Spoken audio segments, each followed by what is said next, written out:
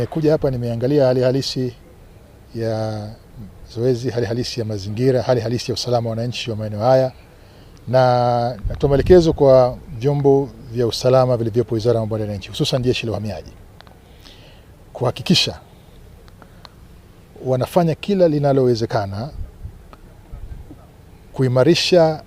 usalama katika mpaka wetu ili kuepusha uingiaji wa raia ambao wa kigeni katika nchi hii kinyume na utaratibu, na kwamba mtu yote ambaye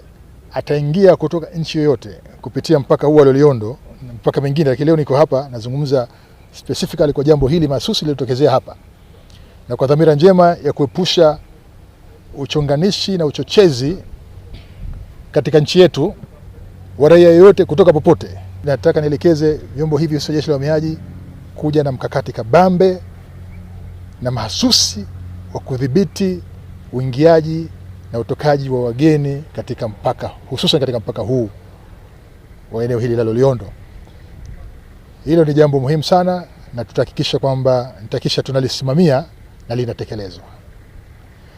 Lakini jambo la pili ambalo nataka nilitolee maelekezo, kwamba nikiwa kama wizara yangu ya mambo ya nchi, ni moja katika majukumu yake ni kusimamia asasi hizi za kiraia. Najua kazi hiyo hatuifanyi peke yetu, lakini naanzia kwa wizara yetu, lakini kwa sababu taasisi hizi zinagusa wakati mwingine usalama wa nchi yetu, na dhamana ya usalama wa nchi hii ni iko katika wizara hii. Kwa hiyo maelekezo yangu ni kwamba uhakiki ufanyike na uchunguzi ufanyike wa kina wa NGO zote zinazooperate hapa, na kuhakikisha kwamba taasisi hizo zilizopewa vibali vya kufanya kazi yake katika nchi yetu, hususan katika eneo hili, wanafanya kazi yao kwa mujibu wa sheria na kwa mujibu wa katiba zao, na kwamba shughuli zao kwa namna yoyote hazipelekei katika kuelekea kuvunja usalama wa nchi yetu. Na ikibainika kwamba kuna taasisi yoyote ya kiraia au asasi yote ama NGO yote